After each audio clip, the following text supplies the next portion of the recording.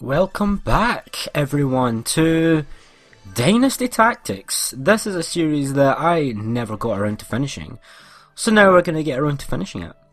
Do we want to declare war on Jinjuan? Yes, we do. If you remember, the last where we left off was doing the final campaign we had to do, which was Sunsei/Wu's campaign. Our final objective was to occupy kind of like the Jing area. We mostly obtained that goal. We need to finish off Jinjuan and take, I believe, I can't remember what it's called, but we need to take, I think it's not Zhuchang, but it's one of the areas held by Cao Cao. So here we go, we've got an army led by Pang Tong and Hong Zhong against Jinjuan's meager army. What formation do we want? I think I'll go with the ring one. The aid tactic is very useful in this game. It's been a long time since we've seen this kind of game in my channel. It's very long, but we're going to get back and we're going to stick to it until it's done. Now obviously, because these guys are all low level, we want to capture as many as we can. If you don't remember how to capture, then you have to defeat an enemy officer with a certain number of tactical combos. For instance, if a guy has like 4, you want to aim for about 3 or 4 to capture him. So let's build ourselves a depot, which raises the morale of every unit within its radius, allied unit, within a 3 square radius. You really want to spam depots at your starting location and then make the enemy come to you. That's typically how I play this game, is I usually play defensive and trap them into my army's formation with taunt and pit, and then just decimate them.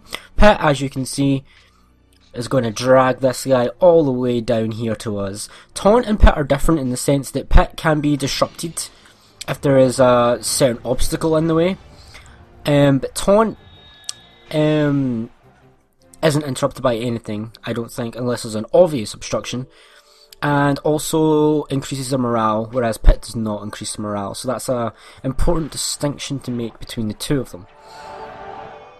So just fighting away here, cutting out all the deliberation and the deciding about what move to make next. I think I went a little bit edit heavy on this episode, so I don't know if that'll stay like that. Probably not. So we're trying to set this person here, Gongji, who's a spy, who we definitely want to capture because they are a spy, because spies are extremely useful in this game. Having 2 spies on your battlefield where you're about to place battle, along with 2 armies, will grant you 2 extra officers each, which can give you that very important advantage against enemy forces, especially if you're going up against higher numbers.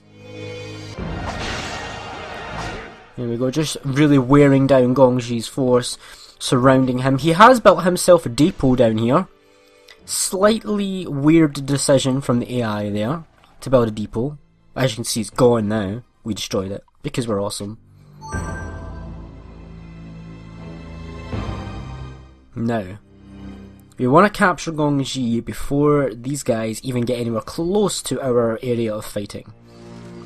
Nope, and he's rebuilding that damn depot. Of course he is. Right in the same spot as well. How rude. Right.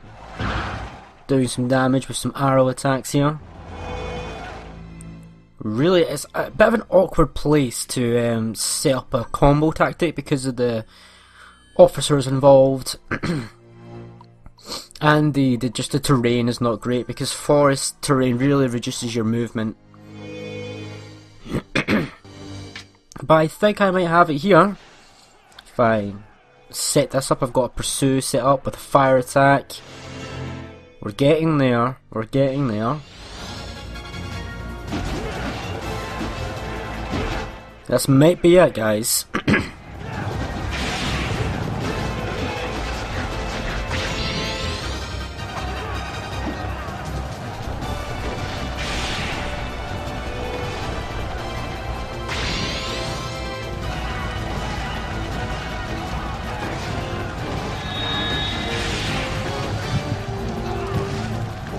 And he's captured! There we go, Gongji is ours. Now the way capturing works in this game is, I think it's either if you lose the battle or if the officer that captured him dies, they go back to the enemy force. I'm pretty sure it's if you lose the battle though. I'm pretty sure it's not if you defeat the officer. It might be, but I can't quite know. I don't know off the top of my head.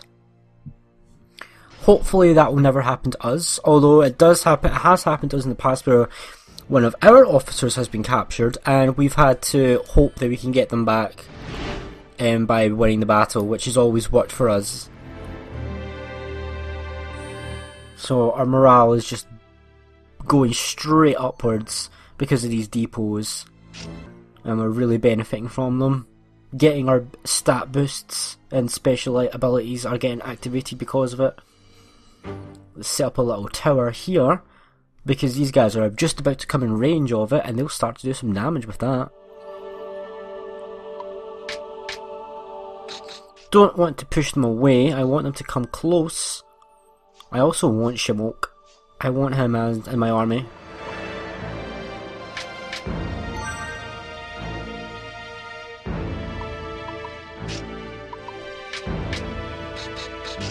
Let's pit this guy down here. You can see the usefulness of pit when looking at it in this situation. When you can see how useful this is.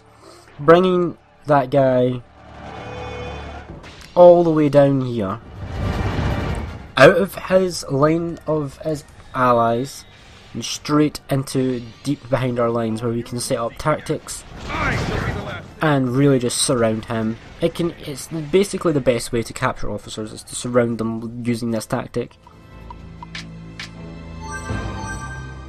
You want to be careful though. You want to make your priority anyone in the enemy army that has pit or taunt. That is your priority. Your number one priority is those officers, because those officers can tear your army to shreds with those tactics if they do it right.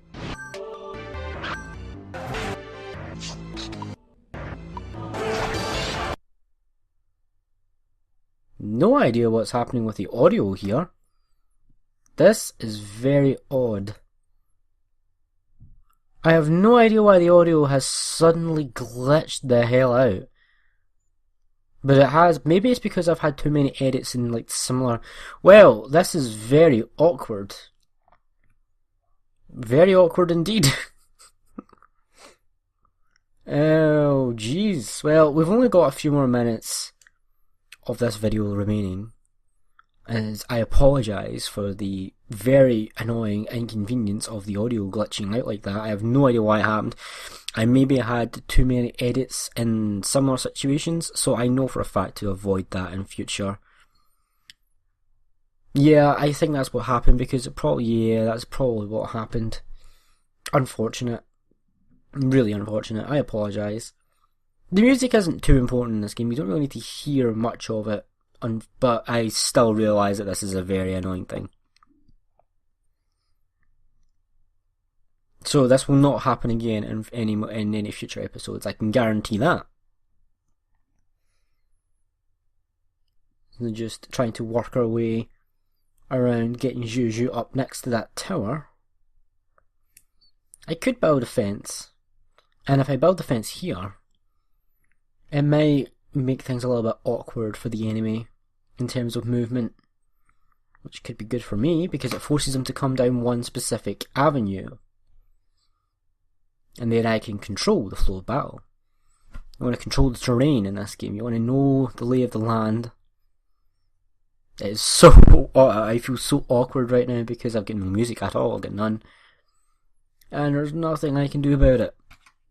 Ugh. Infuriating. I promise that this will not happen in future episodes. I promise. I definitely was a bit too edit heavy in this episode, and I will learn from that mistake. I can guarantee that. I will learn. I do have the rest of this Let's Play recorded. It's just a matter of editing it and commentating over it is the problem. So we've got a fire arrow. That is actually a really annoying tactic to have used against you, because of the fact that it attacks multiple people. Anyone that's in the general vicinity of that officer can get hit by it. It can do a lot of damage if it hits multiple people, and also confuses each unit that it hits. So you can see why that is a big no-no in terms of what gets used against you. We are going to win this fight, and we will win this battle. It's unquestionable. But it's just a matter of how many officers we capture before we win, really, essentially. And if I heal this unit with my builder unit, then that can essentially fix confused units, and it can bring them back to a normal state. So if you can manage to heal them before their turn, you can get use of them again, which is a very important thing to heal. That's why builders are actually quite important. Their ability to heal and build depots really is useful. They're higher at more advanced stage of the heavy arms. I don't find them quite as useful. You'll see why I don't find them quite as useful later on in the Let's Play when I show off heavy arms units and show off why I don't think they're very useful. There we go. The music's back. What the hell? It returned. I'm not complaining. I don't know why it bugged out in the first place, but it's back here again.